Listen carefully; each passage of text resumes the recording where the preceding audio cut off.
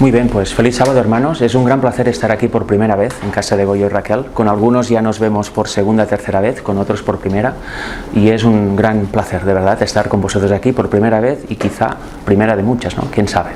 Y os he traído un tema que creo que es de gran interés para los días que vivimos.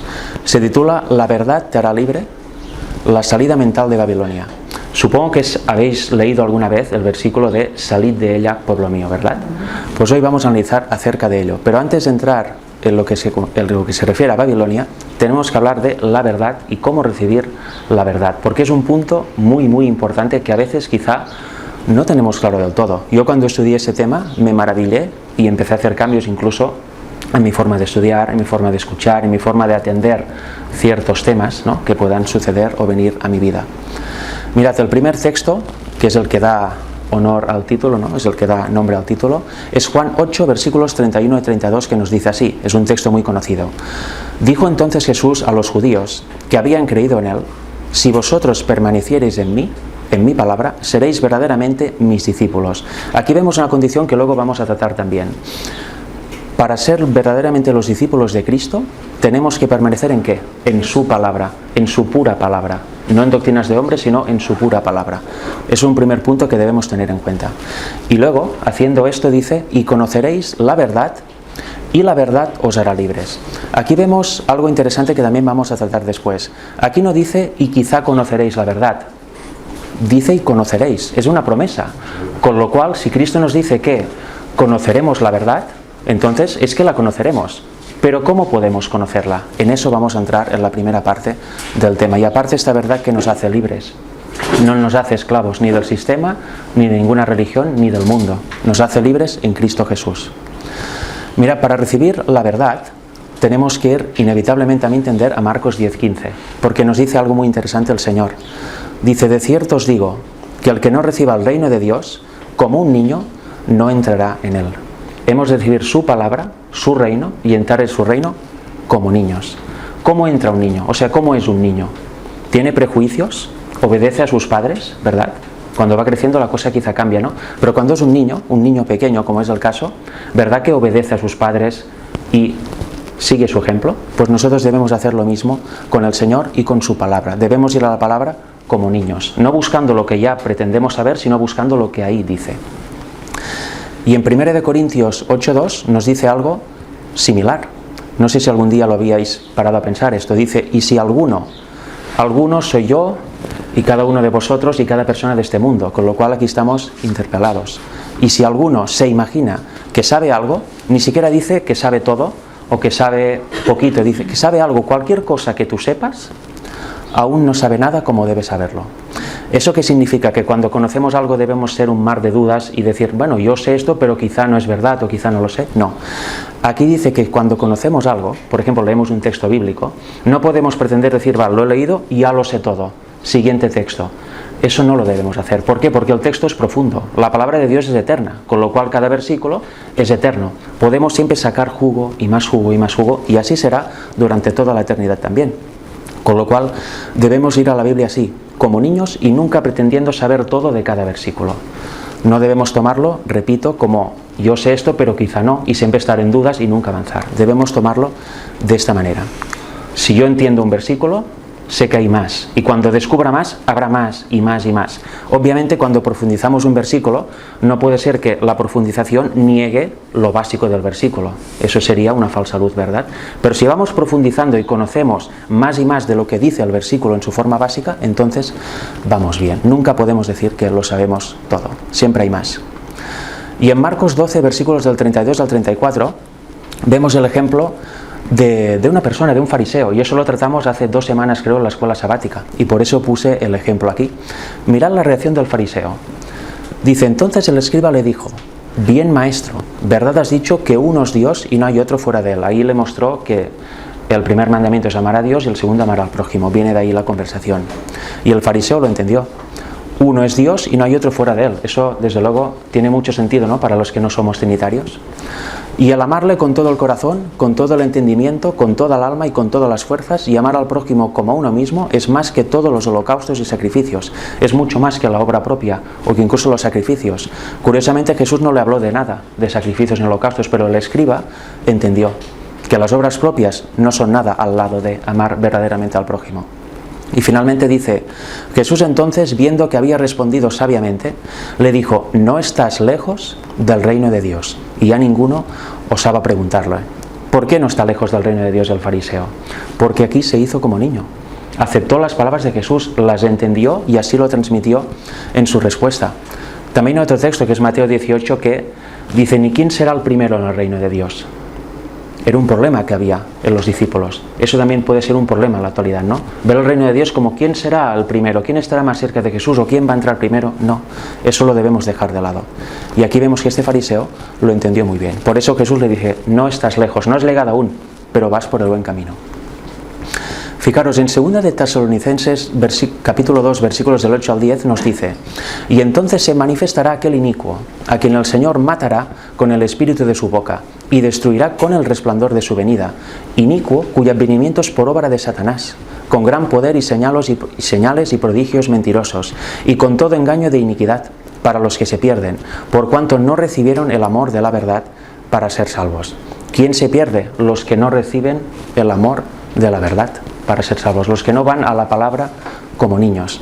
Serán fácilmente engañados por Satanás y por aquel inicuo que viene en el nombre de Satanás, o viene por orden de Satanás. Hay que recibir la verdad en el amor de Cristo y recibir también, obviamente, el amor de la verdad para poder ser salvos. Si no, irremediablemente seremos engañados en un punto u en otro. Porque hay dos maneras para ir a la verdad, ¿verdad? Valga la redundancia. Alguien presenta algo y alguien se levanta con una objeción. Oye, pero ¿será esto que yo tengo algo que decir al respecto de eso? ¿O será esto verdad? ¿O cómo es? Objetar, ¿no? Nunca aceptar lo que se presenta si es bíblico. ¿Debemos hacer esto o debemos hacer lo siguiente? Alguien presenta algo y lo primero que se genera en el espectador, si no sabe nada del tema, es decir, ¿esto que dice este hombre o esta mujer es verdad? Y no es verdad según mi opinión o según lo que haya estudiado, según lo que me digan. Es verdad según la Biblia. Y cada uno debe ir a la palabra de Dios y también con la ayuda de los escritos del Espíritu de Profecía y descubrir si algo es verdad. Porque la verdad se recibe así, como niños. No hay que objetar y empezar a poner piedras y muros delante para rechazarla, sino que hay que decir, ¿eso es verdad o no? Si la Biblia dice que es verdad, lo aceptamos. Si dice que no, lo rechazamos sin ningún problema. Pero la prueba siempre está en la Biblia. Porque fijaros, también hay personas que preguntan, ¿no? Se les presenta una verdad, y yo me lo he encontrado muchas veces. Bueno, voy a escuchar el otro lado de la verdad, ¿no? ¿Qué dicen los que dicen lo contrario a esta persona? ¿Eso tiene sentido? ¿Realmente veis que tenga sentido? Es algo muy humano, yo lo he hecho muchas veces. Bueno, voy a escuchar al otro y así decido. ¿La verdad tiene dos lados? ¿O tiene uno? Un solo lado. La verdad es verdad porque es verdad. ¿Hay algo de la verdad que sea opuesto a esta? No.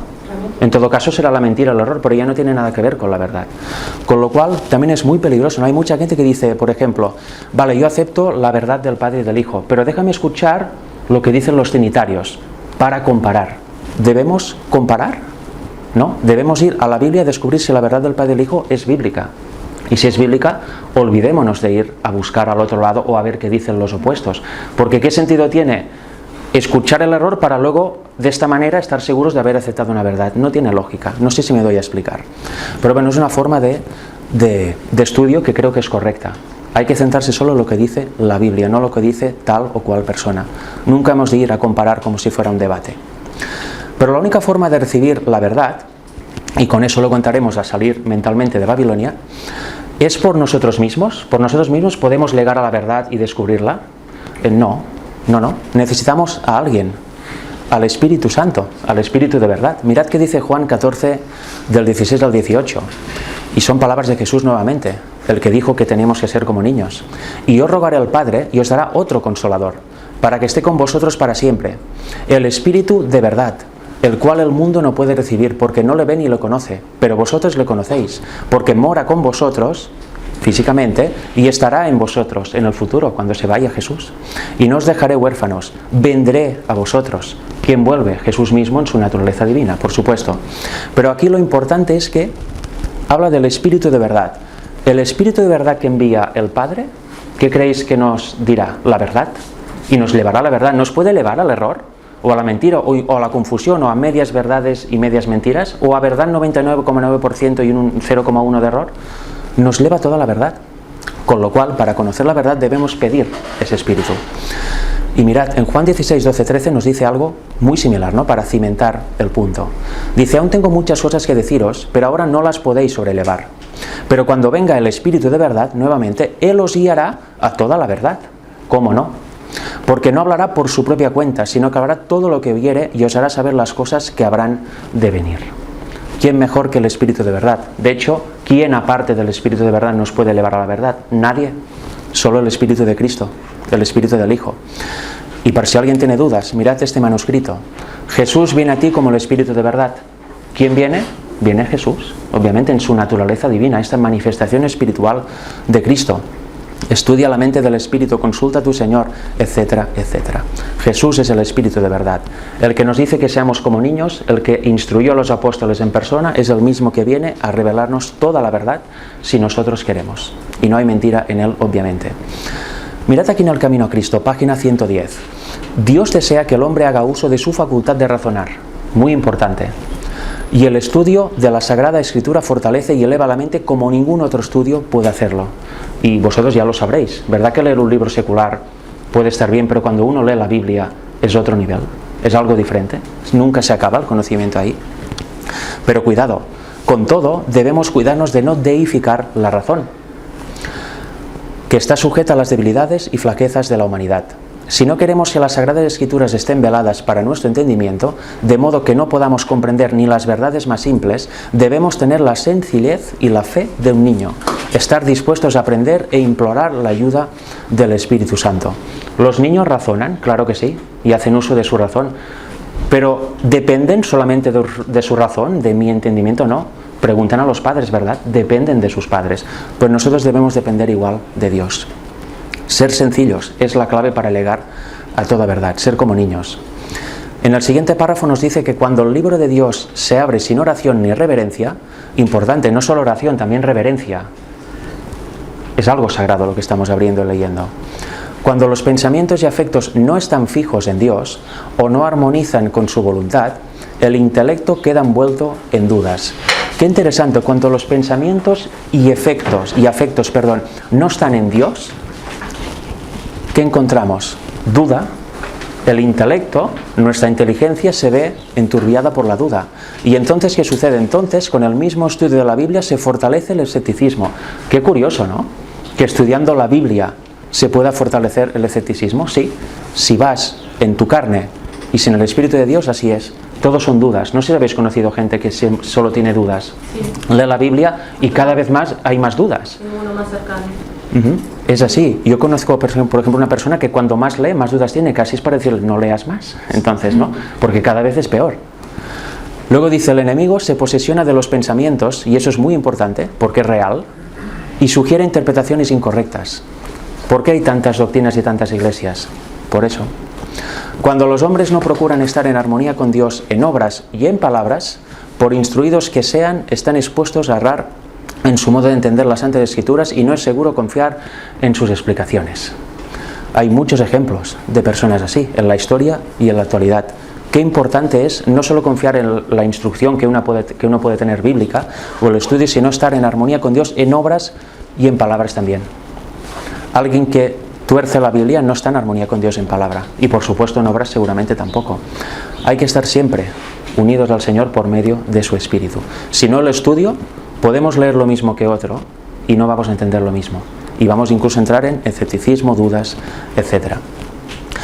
Y mirad, ahora vamos a entrar para finalizar ya en el apartado de Babilonia. Apocalipsis 18:4 está un texto que mucha gente se sabe de memoria, ¿verdad? Dice, y oí otra voz del cielo que decía, salid de ella, pueblo mío, para que no seáis partícipes de sus pecados ni recibáis parte de sus plagas. Eso es salir de Babilonia, el contexto así lo dice. Pero aquí dice que se oye otra voz del cielo. ¿Y qué la da un ángel? No, es un mensaje que dan personas, ¿verdad? Que da el pueblo de Dios, dan humanos. ¿Qué tiene que pasar para que esta voz de este grupo, de este pueblo, sea voz del cielo? Pues debe estar unido al Señor, debe ser guiado por su Espíritu, por el Espíritu de verdad. Si no, va a ser voz del cielo o va a ser voz terrenal, o voz de Satanás incluso.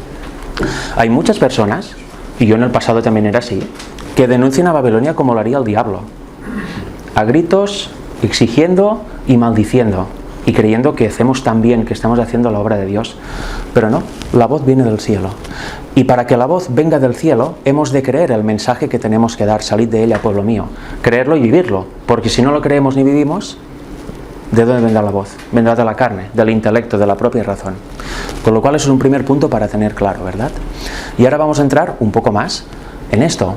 Para salir de Babilonia mentalmente, no físicamente, sino mentalmente. En Jeremías 17, versículos 5 y 6, nos pone el ejemplo de quien no sale.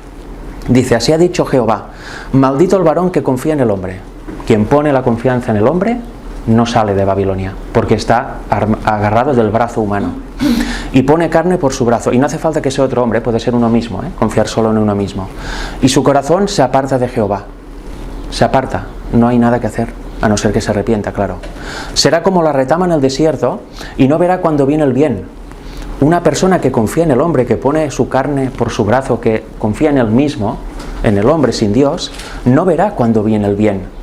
Por tanto, no podrá dar este mensaje de salir de ella, pueblo mío, porque no verá el bien, sino que morará en los sequedales en el desierto, en tierra despoblada y deshabitada.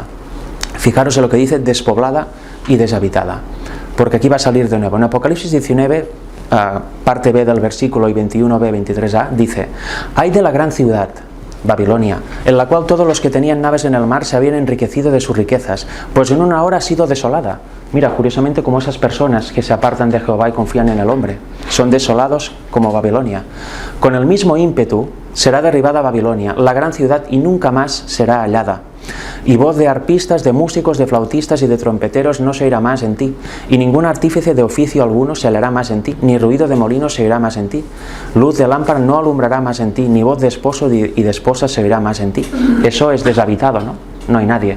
Con lo cual, una persona, como dice Jeremías 17, 5, 6, que confía solo en el hombre y su corazón se aparta de Jehová, queda como Babilonia, porque Babilonia acaba así, y él acaba igual mentalmente, despoblado y deshabitado, sin el Espíritu. Su morada ya no es la del Espíritu, y la Babilonia literal queda completamente destruida, completamente vaciada. Lo veremos ahora más en un momento. Pero hay otro lado, Jeremías 17, versículos 7 y 8. ¿Quiénes son los que salen de Babilonia? Bendito el varón que confía en Jehová y cuya confianza es Jehová, porque será como el árbol plantado junto a las aguas, no va a pasar sed, que junto a la corriente echará sus raíces y profundas, y no verá cuando viene el calor, sino que su hoja estará verde, y en el año de sequía no se fatigará ni dejará de dar fruto. Resulta que los que están en Jehová son como árboles de ribera, que están al lado del río, nunca falta el agua, echan raíces, están siempre verdes, grandes, nunca pasan sed, ni hambre tampoco, tienen los nutrientes en la tierra. Y no verán cuando viene el calor. No es que no se den cuenta, es que cuando venga el calor, cuando venga la tribulación, si lo pasamos a nivel humano, cuando venga el mal, ellos no les va a importar. Van a seguir así, plantados junto a las aguas, bebiendo del Señor, bebiendo del Espíritu del Señor, y no se fatigarán por la sequía, por la falta de la palabra en el mundo, ni dejarán de dar fruto. ¿Os dais cuenta el que sale de Babilonia? ¿Qué maravilla de persona es? ¿Y qué pueblo más maravilloso? Vendrá todo tipo de tribulación y no le afectará a nivel de destruirlo, de dejarlo depresivo, en depresión. Seguirá dando fruto, no se fatigará, seguirá bebiendo de ese espíritu inacabable que es el Espíritu de Cristo. No sé si estáis viendo un poco la relación. Uno acaba muy mal, deshabitado, despoblado, y uno acaba bien. Viene la tribulación y sigue igual que cuando no hay tribulación. En Apocalipsis 18, versículos 2 y 3 dice: ha caído la gran Babilonia y se ha hecho habitación de demonios y guarida de todo espíritu inmundo y albergue de toda ave inmunda y aborrecible, porque todas las naciones, y aquí vamos a ver qué es Babilonia y qué engloba, porque todas las naciones han bebido del vino del furor de su fornicación. Todas las naciones son todos los países que hay en el mundo. Y los reyes de la tierra, léase ahora primeros ministros, presidentes, etcétera, también reyes, que aún quedan algunos, han fornicado con ella. Y los mercaderes de la tierra se han enriquecido de la potencia de sus deleites. Los grandes mercaderes, los grandes grupos, están en Babilonia también. beben de Babilonia, son parte de Babilonia, mejor dicho, se aprovechan de Babilonia porque les da unos beneficios tremendos, en todo sentido. Y aquí en los versículos del 11 al 13 nos dice: y los mercaderes de la tierra lloran y hacen lamentación sobre ella, porque ninguno compra más sus mercaderías. Aquí cuando Babilonia es destruida, ¿y ahora qué? Se quedan sin nada. Todo el imperio que habían montado resulta que al final queda en nada. Nadie hay que les compre. Y aquí, fijaros, ¿qué es lo que se deja? ¿Se deja algo? Mercadería de oro, de plata, de piedras preciosas, de perlas, de lino fino, de púrpura, de seda, de escarlata, de toda madera olorosa, de todo objeto de marfil, de todo objeto de madera preciosa, de cobre, de hierro y de mármol, y canela, especies aromáticas, incienso, mirra, olíbano, vino, aceite, flor de harina, trigo, bestias, ovejas, caballos y carros. ¿Se ha dejado algo? Prácticamente todos los negocios están aquí, ¿verdad? Pero mira qué dice al final, y eso es preocupante, ¿no? Y esclavos, almas de hombres. Con lo cual, no sé si lo habéis pensado alguna vez, en el tiempo final, ¿habrá esclavos? Sí. Pues se abolió la esclavitud, ¿no? En América y en el mundo, pero ¿habrá esclavos? Sí, claro que sí. El sistema hay en todas partes. ¿Pero esclavos literales? Yo creo que sí. Yo creo que sí. Al final nos van a apretar tanto que no tendremos dónde ir, solo a Babilonia para tener un poco de comida y agua, ¿no? Si estamos en el sistema. Y lo peor, almas de hombres. Ahí también están las religiones, ¿no? ¿Quién se lleva las almas de los hombres? Las religiones, la espiritualidad. La de Satanás se las lleva para él, la de Dios se la lleva para Dios. Todo está dentro de Babilonia. No nos ha de extrañar que todo esté conectado y que todos sirvan al mismo Señor. Apocalipsis 16-19. Y la gran ciudad fue dividida en 3 partes, y las ciudades de las naciones cayeron. Aquí se viene todo abajo.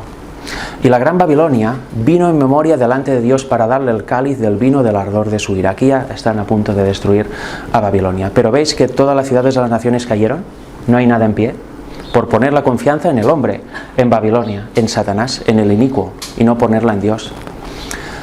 Aquí en esos versículos nos dice algo más, que viene en relación, obviamente. Viene entonces uno de los 7 ángeles que tenían las 7 copas, y habló conmigo diciéndome: ven acá y te mostraré la sentencia contra la gran ramera, la que está sentada sobre muchas aguas. Si no me equivoco, en el versículo 15 del mismo capítulo dice que las aguas son pueblos, muchedumbres, etc.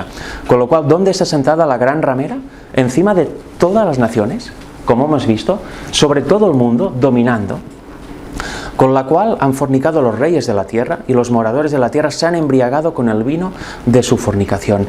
Todos los habitantes del mundo se embriagan de este vino, de una forma u otra. Como todo es Babilonia, quien se deja contaminar, pues bebe de este vino. Quien no tiene a Cristo, está en Babilonia. Eso es para ver que el gris no existe en realidad. Hay 2 bandos, el de Satanás o el de Dios. No existe el bando intermedio donde no hay nadie, solo estás tú, tranquilo, viendo cómo se pelean los otros 2 bandos.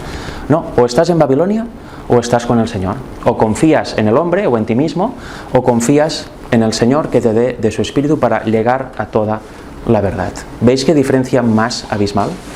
Y cómo es tan importante ser dirigido por el Espíritu de verdad para poder dar el mensaje final. No lo van a dar personas que no estén perfectamente entregadas al Señor, ni que reflejen el carácter de Cristo. Apocalipsis 17, 5, 6. Y en su frente un nombre escrito, un misterio: Babilonia la grande, la madre de las rameras y de las abominaciones de la tierra. Bueno, aquí hay algo que quiero comentar. En la Biblia del oso, lo que dice es que pone en su frente misterio solamente, no esto. Dice misterio en su frente y luego es una frase posterior que no tiene que ver con lo que hay escrito en su frente. En Apocalipsis 7, si no me equivoco, dice que los 144.000 tendrán el nombre del Padre y del Hijo en su frente. Los de Babilonia tienen un misterio. Yo aquí siempre he interpretado que ¿cuál es la doctrina central de Babilonia? Que encima es un misterio porque no hay quien la entienda. La Trinidad. ¿Qué tendrán aquí? Al Dios Trino, a su Dios satánico, por decirlo así. Y los que no están en Babilonia, el nombre del Padre y del Hijo, el carácter del Hijo, el carácter de Dios reflejado en ellos. ¿Veis qué importante? Vi a la mujer ebria de la sangre de los santos y de la sangre de los mártires de Jesús, y cuando la vi quedé asombrado con gran asombro. Aquí vemos que Babilonia no solo es que domine el mundo y haya élites que se benefician de ella y los demás, pues bueno, sino que también mata al pueblo de Dios, persigue a los santos, los mata, por eso hay sangre. Hay mártires en el nombre de Jesús que son muertos por ella. Eso ha pasado a lo largo de la historia y volverá a pasar a nivel muy fuerte al final. ¿Y por qué cito esto? Pues porque la espiritualidad y las religiones están de lleno aquí. Mirad, En Apocalipsis 17-18 nos dice: y la mujer que has visto es la gran ciudad que reina sobre los reyes de la tierra. Pero más adelante vemos esto, para finalizar y entrar en el último apartado. Babilonia la grande, la gran ciudad que está por encima de todo, a mi entender es la unión iglesia-estado. Porque no hablaría de almas de hombres, no hablaría de sangre de los santos ni de mártires si no hubiese la iglesia ahí. No simplemente la unión de los estados con un ente superior que no se sabe muy bien quién es la unión de todo el mundo con cierta iglesia dominante, con cierta iglesia que tiene las doctrinas del diablo y que niegan al único Dios verdadero y también a su Hijo Jesucristo. Y creo que todos sabemos cuál es, ¿no? Y esta iglesia tiene muchas ramificaciones, muchas hijas que también han seguido desgraciadamente su mismo camino. Y ahora vamos a ver un poco qué es esto, las últimas 2 o 3 diapositivas. Porque mirad, en 2 de Timoteo 3, versículos del 1 al 5 nos dice: también debes saber esto, que en los postreros días vendrán tiempos peligrosos, y ya estamos ahí desde hace tiempo, porque habrá hombres amadores de sí mismos, avaros, vanagloriosos, soberbios, blasfemos, desobedientes a los padres, ingratos, impíos, sin afecto natural, implacables, calumniadores, intemperantes, crueles, aborrecedores de lo bueno, traidores, impetuosos, infatuados, amadores de los deleites más que de Dios. ¿Todo eso no lo vemos en el mundo? Y también en la iglesia, ¿por qué no? En las distintas denominaciones cristianas, que tendrán apariencia de piedad, pero negarán la eficacia de ella. A estos evita, este es el consejo, a estos evita. ¿Y por qué he subrayado en rojo esto? Porque apariencia de piedad y negar la eficacia de ella tiene que ver con espiritualidad, tiene que ver con religión, tiene que ver con hablar con algo referente a la Biblia, ¿no? ¿Quién hay que haga esto? Pues los siguientes. Aquí nos dice lo que hemos visto antes: Babilonia la grande, la madre de todas las rameras y de las abominaciones de la tierra. Y vi salir de la boca del dragón y de la boca de la bestia, el dragón es Satanás, lo dice Apocalipsis 12, 7 o 8, creo, y de la boca del falso profeta, y aquí son estos que tienen apariencia de piedad pero negan la eficacia de ella, 3 espíritus inmundos a manera de ranas. Del falso profeta también sale un demonio, ¿verdad? Con lo cual, ¿qué va a hablar? ¿Verdad o mentira? Mentira. Piedad, apariencia de piedad, nunca piedad verdadera. Y lo dice claro, pues son espíritus de demonios que hacen señales y van a los reyes de la tierra en todo el mundo para reunirlos a la batalla de aquel gran día del Dios Todopoderoso. Estos espíritus se salen de Satanás, de la bestia, que otro día quizá analizaremos quién es, y del falso profeta, que son todas las religiones caídas que beben del vino de Babilonia. Salen demonios que van a hacer algo con los reyes, con los dirigentes de este mundo. Van a llevarlos a la guerra, a la gran batalla contra Dios y contra su pueblo, la gran batalla final. Esos demonios van a convencer a todos los gobernantes de ir a luchar contra este pueblo que es rebelde y que no se quiere sujetar o someter a las leyes que dicta Babilonia.